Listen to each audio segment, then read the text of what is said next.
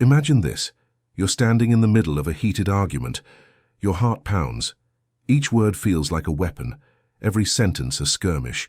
You carefully craft your next response, determined to prove you're right. But the other person? There, doing the exact same thing. Neither of you is truly listening, only waiting for a chance to strike back, and then he steps in. He doesn't take sides. He doesn't tell you what to say. Instead, he leans in and whispers something quietly unsettling. You've already lost. What could he possibly mean? You're fighting. You're defending yourself. You're standing your ground. How can that mean defeat? Because according to Nietzsche, the moment you engage in this kind of battle, you've already surrendered your power. True strength, he argues, doesn't come from fighting to be right. It comes from something far more unexpected. So, what is this hidden power? And why does silence often speak louder than words? Let's explore Nietzsche's philosophy and uncover the silent trick that gives you real power. The illusion of power in arguments. Most people believe power lies in winning arguments, in proving others wrong, in dominating the conversation. But Friedrich Nietzsche had a radically different perspective. Power isn't in words, it's in control. So why do people argue? If you've ever found yourself in a heated debate, you know how quickly things can spiral. But have you ever paused to ask, why do people argue in the first place? Nietzsche would say most arguments aren't really about truth. They're about deeper psychological needs, ego protection. We argue because our identity feels threatened. To accept we're wrong is to feel as though a part of us has died, and the mind will resist this at all costs. Power struggles. Arguments often aren't about facts or logic. They're battles for dominance. Who speaks last? Who controls the tempo? Who makes the other back down? Social validation. Sometimes people argue not because they care about the issue, but because they want to be seen as smart, confident, or strong. Nietzsche saw all of this as a form of weakness. He believed that those who react emotionally to conflict are being controlled. The moment someone provokes you and you respond, you've already lost. Nietzsche's will to power and the E. Übermensch. Nietzsche's famous concept of the will to power is often misinterpreted. It isn't about brute force. It's about the ability to impose your will on reality, and that often requires restraint, not reaction. This is where the Übermensch comes in. Nietzsche's ideal human, a superior individual who rises above the ordinary. The Übermensch does not react emotionally. He doesn't argue to win or to prove a point. He chooses when to speak, when to remain silent, and when to walk away. Because power, in Nietzsche's world, isn't about talking. It's about controlling the entire interaction. Case study. The easy, silent power in action picture. A business meeting. Two people are arguing. One is loud, assertive, determined to win. The other is calm, still, listening far more than speaking. They don't get drawn into the emotional back and forth. They wait. And when they finally speak, their words shift the entire direction of the room. Who really holds the power here? Nietzsche would say it's the person who remains in control, who refuses to be reactive, who moves with intention. Why strategic silence is more powerful than winning. Silence, when used strategically, is not weakness. It's a psychological weapon. It forces the other person to expose more of themselves. It makes them feel unsure, even insecure. It builds tension, and tension is uncomfortable. That discomfort gives you control. The Übermensch doesn't merely withhold words. He wields silence like a tool, a pause, a moment of restraint, a calm response that completely reorients the conversation. This is Nietzsche's true version of power. Not to fight, but to own the battlefield before the fight even begins. Silence, then, isn't just the absence of sound. It's a form of influence, used by some of history's most powerful minds in philosophy, business, and even war. Silent power in history. Socrates, Steve Jobs, Musashi. Let's look at three figures who embodied Nietzsche's ideal of strategic silence. Socrates, winning without fighting. Socrates never screamed, shouted, or sought to overpower his opponents. Instead, he mastered the Socratic method, a process of questioning that led people to dismantle their own arguments. Imagine a proud politician claiming to be the wisest in Athens. Socrates doesn't argue. He simply asks, "What is wisdom?" The man answers. Socrates asks another question and another, until the man realizes he doesn't understand wisdom at all. Socrates didn't tell people they were wrong. He led them to realize it themselves. This is the essence of silent power. Don't argue. Ask questions that make people question their themselves. Steve Jobs, The Art of Controlled Conflict. Jobs didn't avoid confrontation, but he controlled it. He didn't waste energy on meaningless debates. He focused on key battles, using emotion and vision with precision. Take the iPhone. Engineers wanted physical buttons. Jobs wanted a full touchscreen. Rather than yelling, he guided the team to see the future he envisioned. He let them express concerns. He let them debate. But he directed the flow until the conclusion felt like it was theirs, not his. Jobs didn't argue to be right. He inspired belief. Miyamoto Mousashi, the silent samurai, Miyamoto Mousashi, the undefeated samurai, knew that the most decisive victories happen before swords are drawn.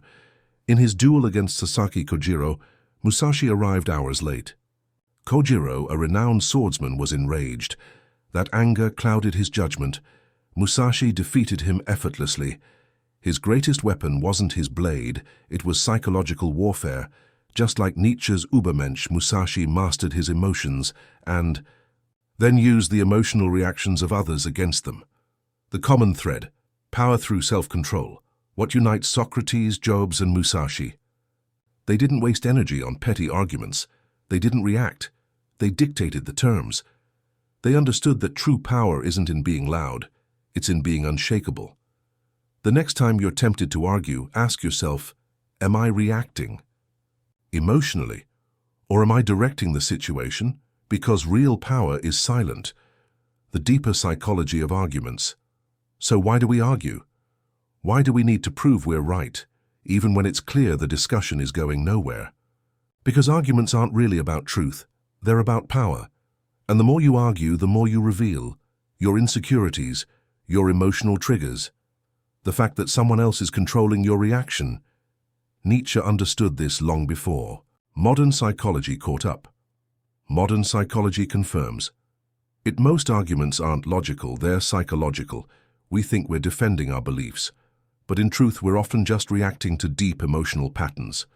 Let's break down. The most common mental traps are cognitive biases. Our brains aren't wired to learn in arguments, they're wired to win. Confirmation bias makes us ignore opposing facts. The backfire effect makes us double down when challenged. We tend to seek out information that supports what we already believe. This is known as confirmation bias. And when someone challenges those beliefs, we rarely change our minds. Instead, we double down, a reaction known as the backfire effect. Add to this the Dunning-Kruger effect, which shows that the less we understand about a subject, the more confident we often are in our opinions. Together, these biases make most arguments a waste of time. No one is really listening. They're just waiting for their turn to speak. Nietzsche's Übermensch understood this dynamic. He didn't waste energy on fruitless debates. Instead, he listened, observed, and made a conscious decision about whether a conversation deserved engagement. Emotional triggers. Why some arguments feel personal. Have you ever noticed that some arguments leave you furious while others barely affect you? That's because we rarely argue about logic. We argue about identity. When someone attacks our deeply held beliefs, it feels as if we ourselves are being attacked. This explains why debates around politics, religion, and philosophy escalate so quickly. The disagreement is not about facts, it's about who we are, and this is where powerful people distinguish themselves. History's most influential figures didn't argue emotionally. They knew that if someone could make you emotional, they could control you. The Übermensch does not fall into this trap. He doesn't react impulsively. He watches, thinks, and then decides. His restraint is not weakness, it's strength. The hidden drive behind most arguments, ego and validation. At the heart of most arguments isn't a desire for truth, it's a need for validation. People don't just want to be right, they want others to see them as right. This is a deep, often unconscious craving for approval from the group. Arguments become less about ideas and more about social signaling. But the Übermensch is different. He doesn't seek validation from others. He creates his own truth. He doesn't argue to be seen, he acts to be remembered. Consider the most transformative figures in history. Did they waste time defending themselves against every critic? No, they stayed focused on their vision. They let their work speak louder than their words. Power, silence, and strategic speech, Nietzsche's insights align remarkably well with modern psychology, especially in the realm of power dynamics and communication. Power in social interactions. Research shows that the most powerful people in a group are not those who speak the most, but those who control the flow of conversation. They don't interrupt, they don't over-explain. They speak precisely, compelling others to listen. This is why true leaders rarely raise their voices. They don't need to. Their silence alone carries weight. It builds authority, demands attention, and commands respect. Self-mastery and persuasion behavioral psychology confirms that the most persuasive people in conflict are not the loudest. They're the calmest. Why? Because calmness signals confidence.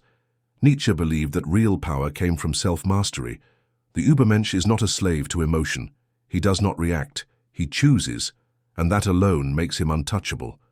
To Nietzsche, silence was not about avoiding conflict. It was about controlling it. If someone insults you and you react, you've lost. If you feel the need to defend yourself in every challenge, you've given your power away. But if you remain calm, observe, and speak only when necessary, you've already won. The Übermensch doesn't speak because he must. He speaks because he chooses to, and that choice creates power. Knowing when silence is a weapon, and when it's a weakness. Silence is powerful, yes, but should you always stay silent? Not necessarily. Silence without strategy is just passivity. If silence were the ultimate path to influence, history's great thinkers, Socrates, Galileo, Nietzsche himself, would have remained quiet. But they didn't. They spoke, and in doing so, they changed the world. Real power lies not in always avoiding conflict, but in mastering it. Nietzsche's concept of the will to power is often misunderstood. It wasn't about detachment or withdrawal, it was about domination, growth, and self-overcoming. True strength doesn't run from challenge, it engages with it, intelligently. Avoiding every conflict isn't wisdom.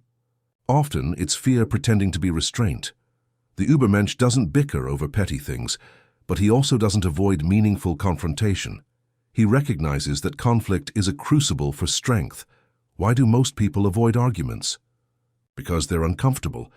But Nietzsche knew that discomfort breeds growth. Just as a blade dulls without use, a mind that's never challenged becomes weak and fragile. The boldest thinkers in history faced opposition. Galileo defied the Church's understanding of the cosmos. Socrates was sentenced to death for challenging. Conventional wisdom. Nietzsche himself was ridiculed during his life, only to become a central figure in modern thought. Their ideas didn't gain power through silence alone, but through strategic confrontation, the strategic use of argument, from ego to evolution. There's a difference between arguing to prove, "You're right," and arguing to reshape reality. Nietzsche knew this. The most influential leaders and visionaries don't engage to satisfy their egos. They engage to create change. Take Socrates. He didn't attack beliefs. He questioned them until they collapsed on their own. Nietzsche wrote to provoke, to challenge, and to shake people out of their mental laziness. Steve Jobs didn't shy from conflict. He used it to push people to achieve what they didn't believe was possible. Powerful people don't argue for validation. They argue with intention. So when should you engage in conflict? When it sharpens your thinking, when it reveals deeper truths, when it pushes you or others to grow, when it shifts power or perspective in your favor, and when should you stay silent? When you're defending your ego, not your values. When the other person is unwilling to grow, when it's a pointless emotional clash, when your silence itself becomes a power move. Nietzsche didn't fear conflict. He embraced it on his own terms. The final lesson. Words are currency. Spend them wisely. Imagine this. You wake up one day and a voice tells you that you only have 100 words left to speak for the rest of your life. Now ask yourself, would you waste them in a pointless argument? Would you use them to defend yourself? To someone who won't even listen? Or would you weigh them like gold, measured, deliberate, powerful? This is where true power lies. Nietzsche understood something most people ignore. Words lose value when used carelessly. Power lies in restraint, in precision, in the ability to influence without the need to shout. The next time you feel the pull to argue, pause. Observe. Watch how the other person reveals their weaknesses, their insecurities in every unguarded word, and then, only then, decide if it's worth your energy. Speak like a strategist. Or don't speak at all. Want more insights into philosophy, psychology, and the dynamics of power? Subscribe, hit the bell icon, and never miss a deep dive into the ideas that shape the way we think, act, and lead. Stay sharp. Stay powerful.